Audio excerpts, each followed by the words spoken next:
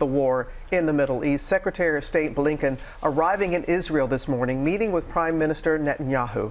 Israel is ramping up airstrikes in Gaza as its forces mass on the border for a possible ground invasion. President Biden reaffirming his support, but saying he told Netanyahu that Israel has to operate according to the rules of war, emphasizing that there are rules of war even amid all the anger. Our team live across the region covering the latest developments. World News Tonight anchor David Muir again leads our coverage from Tel Aviv. Good morning, David. Robin, good morning. Great to be back with you again this morning. And as you know, Israel now saying it conducted a large-scale targeted strike overnight on key Hamas targets. As you mentioned there, U.S. Secretary of State Antony Blinken on the ground right now. As we come on the air this morning, he's meeting with Prime Minister Benjamin Netanyahu.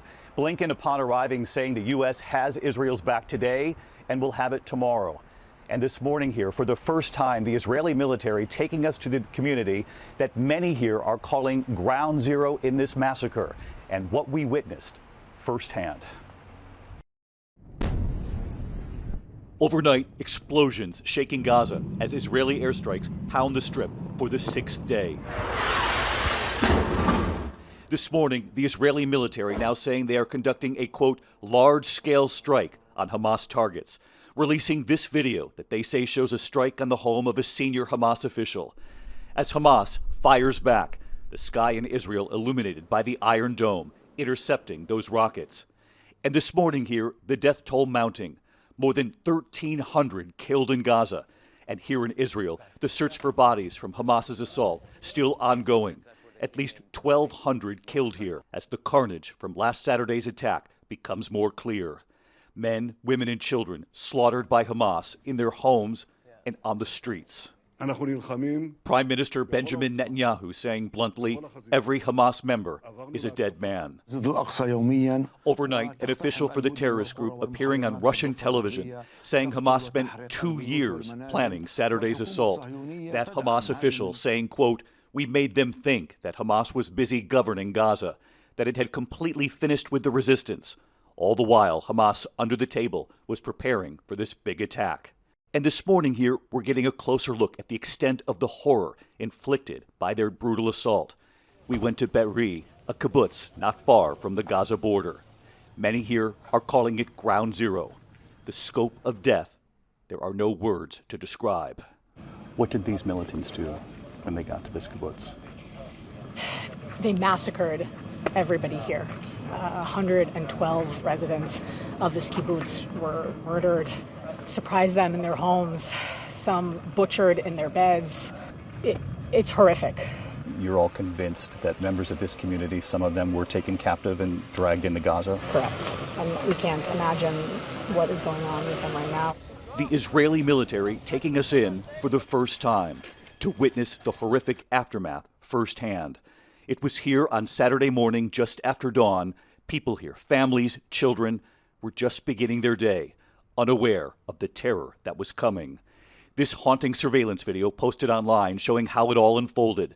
Just after sunrise, 2 heavily armed Hamas militants peering underneath the gate. After smashing the security window, they make their way inside. A car pulls up. Just as the gate opens, the terrorists ambush and kill the passengers. They then tear down the security camera, and they begin their hunt for civilians inside that community.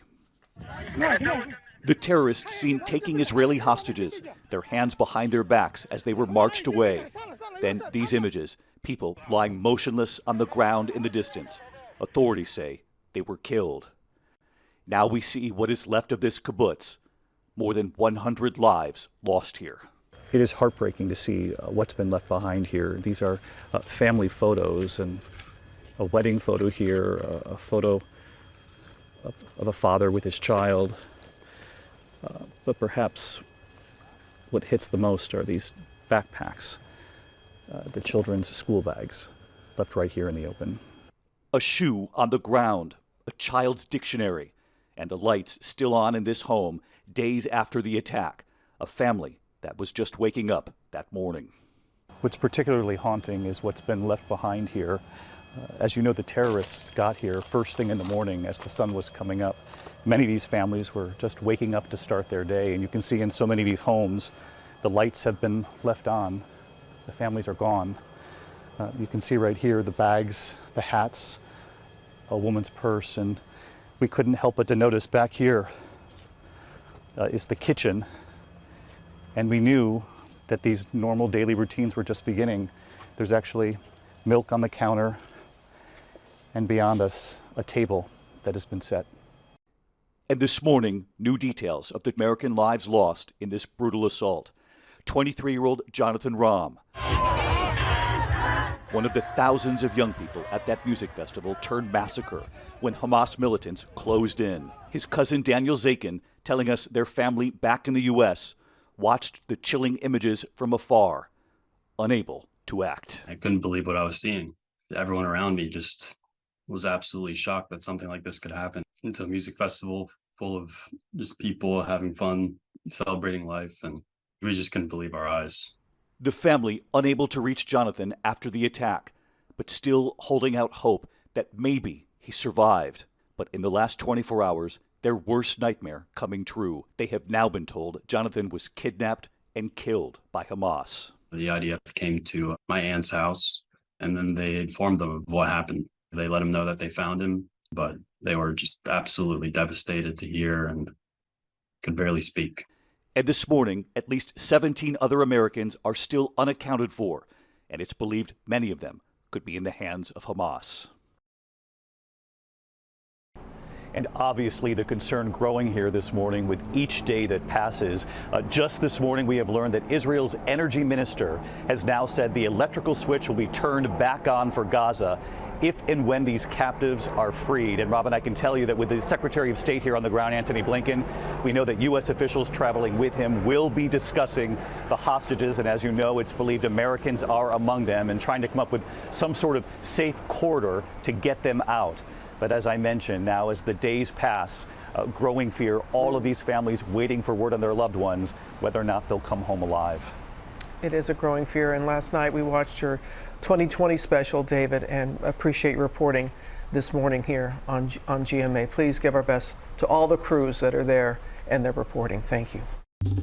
Well, hey there, GMA fans. Robin Roberts here. Thanks for checking out our YouTube channel. Lots of great stuff here. So go on, click the subscribe button right over here to get more of awesome videos and content from GMA every day, anytime. We thank you for watching, and we'll see you in the morning on GMA.